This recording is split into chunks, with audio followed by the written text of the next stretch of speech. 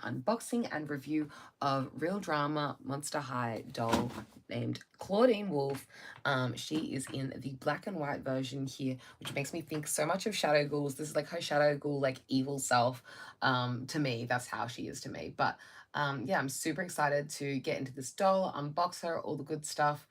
She looks absolutely gorgeous in the packaging, and I'm going to talk about the packaging first.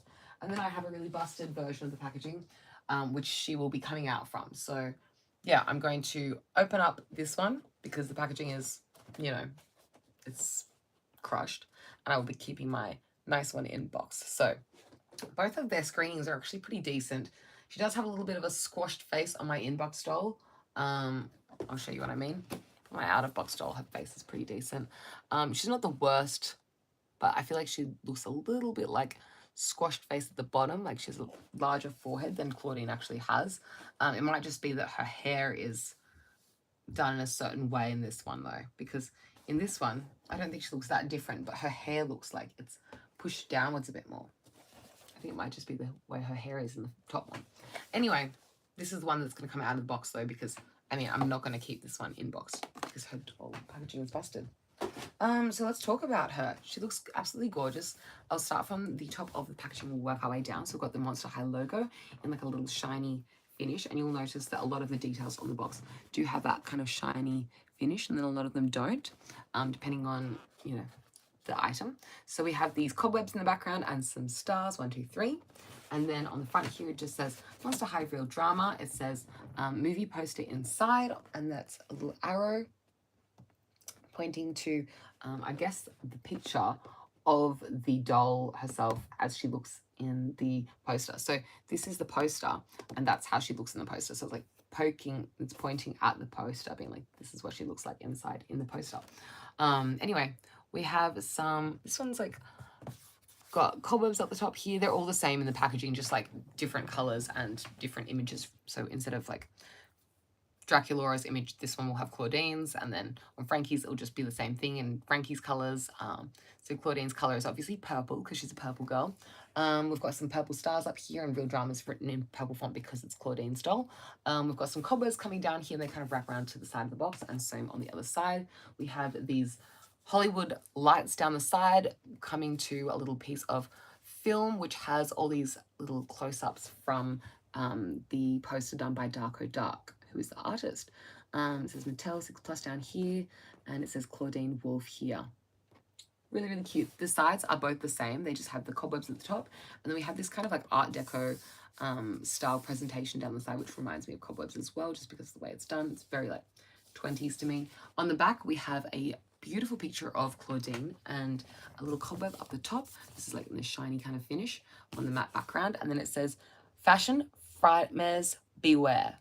Claudine Wolf is the fiercest fashionista at Monster High, and this wolf in chic clothing is on the prowl." And we have the same thing in a bunch of different languages. We have all these details at the bottom of the box. Also, in my last review, I was talking about Draculaura, and I was confused as to why Draculaura's packaging was different on the back, and I'll compare it now to show you guys. Draculaura has not got this whole blurb at the bottom. She just has herself, which is cool because then you get to see more Draculaura, and Draculaura is my favorite from this particular line, so I like that we can see more of her. But I realized in hindsight, I think it's a Spanish version of the packaging, or like an alternate international version of the packaging, because this one on the top, it just says Real Drama.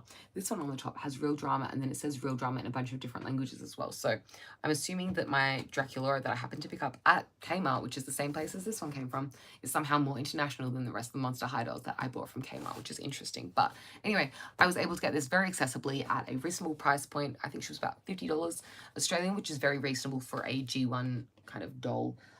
Especially in Australia, these dolls are not very accessible usually, so that was not too shabby of a price. And yeah, let me unbox my Amazon one that came squashed. Now with my other dolls, it's pretty easy for me to open them this way. You could also open it from the top, but I'm just gonna open it this way and slide it out. What else did I want to say? Yeah, it's not a hurry to purchase her from Amazon. It was easy to get her in stock, but I did also just go in store as well, just to grab her there. Here is what her poster looks like. It says Claudine, And also the other reason I didn't pick up Cleo in this line, even though Cleo's very much a part of this line, is because I just didn't see her as part of it the way that I see these other guys as part of it. I don't think they're doing a round 2 of Real Drama. Like, they only did an extension of the line being Cleo. I don't think they're going to do more other than Cleo, just because it seems like they're finished with this line. But the artwork is really, really gorgeous. Just with Cleo's, she has squared edges, whereas all of the original 4 have curved edges, which I kind of appreciate that detail that they kept it all the same. I wish they'd done that for Cleo as well. Love this artwork of Claudine. She looks absolutely gorgeous. I'm just going to put that back in the book so it stays flat. Yeah. Something about the core 4 just really does it for me. They look so, so good together, just so cohesive, and I love the colors that they chose. So here is Claudine. We have her in front of a full moon. There's like some stars in the sky. It's all purple. And then purple floor down here as well. We have a little micro pack. I don't know what this thing does. I guess it stops it from going moldy or something. We've got her doll stand on the side. Of course, this is a G1 doll. She's not going to come without her doll stand. I wish they would do doll stands for G3. I don't know why they don't, but oh well. What would I know? Anyway, up the top here we have Claudine peeking through, because it was like poster inside. So here's Claudine as she appears in the poster. We have Claudine Wolf herself standing in front of this scene. I almost want to say it's like a water scene. It was like almost like water in the moon. Maybe it just is like shimmering, or like the ground in the moonlight.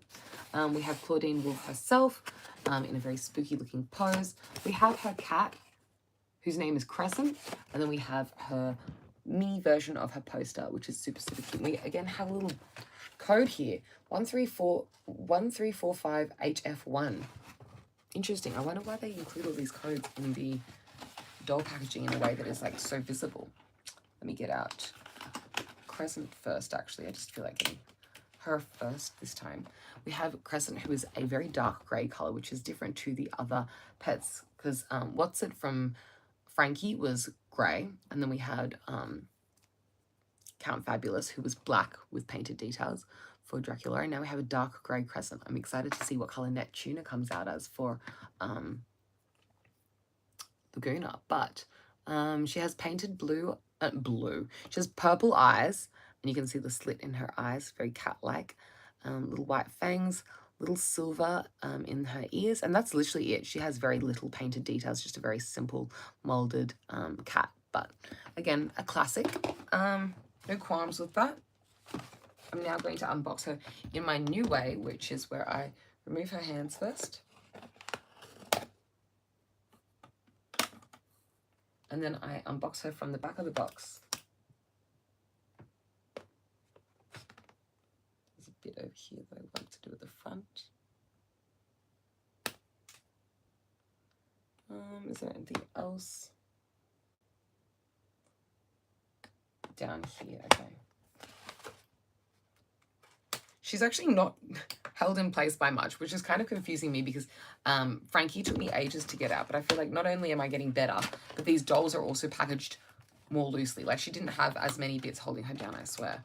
That's kind of a lovely surprise. I feel like usually when I'm unboxing a doll, I have so much difficulty getting her out of the packaging, whereas with this Claudine, that was kind of delightfully easy. That was very easy. I'm going to try again to pluck these little T-bar kind of tags out of her head. If it works, it works. If it doesn't, it doesn't. I just prefer that to having them be cut at the base and having them spiky later. So I'll try my best and do what I can. If they don't come out, that's fine. It just means I have to... Should I bite it? Can I bite it?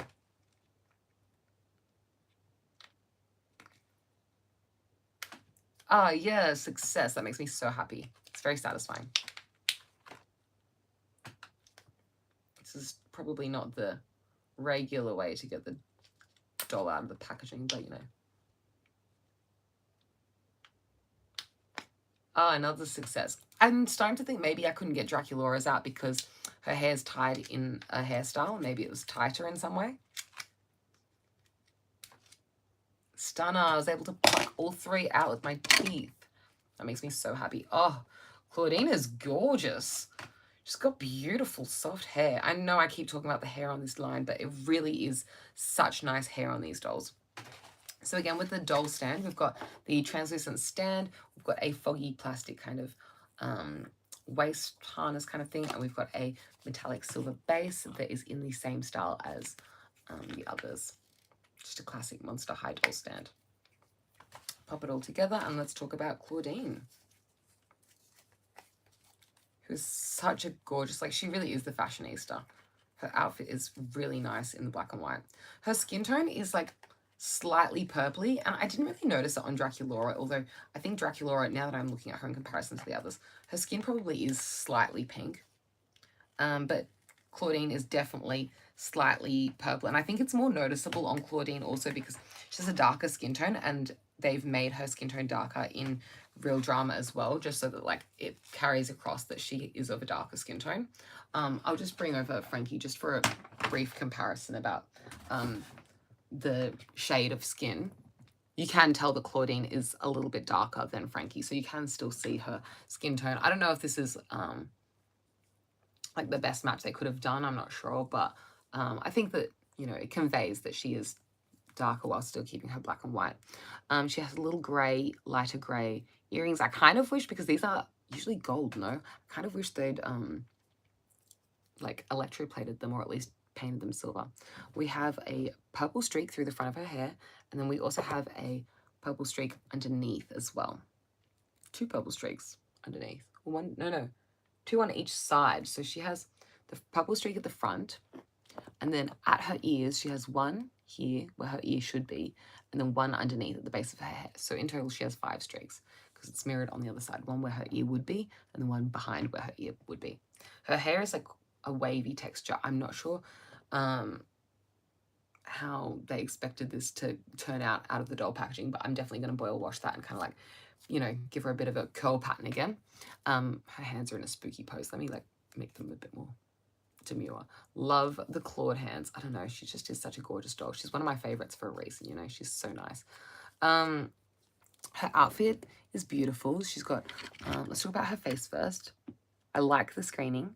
She's got purple eyes. She's got a little bit of glitter. Her makeup is obviously grey and different shades of grey. She's got a black lip on like the other girls do as well. She has a grey fur on her black little hoodie coat thing here. Is it a hoodie? No, it's just a coat. And then all of her cuffs and like little ribbed details here are all grey, and then she has a silver zip.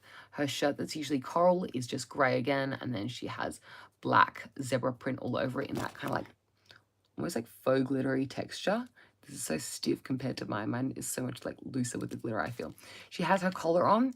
It is black with silver studs painted on, and then her necklace down here is grey with just a grey, dark grey gem painted on. Her skirt is really pretty. It's like a dark grey shimmery satin, and her belt is black, rubbery kind of texture with silver painted studs on it. The little tool under her skirt is black.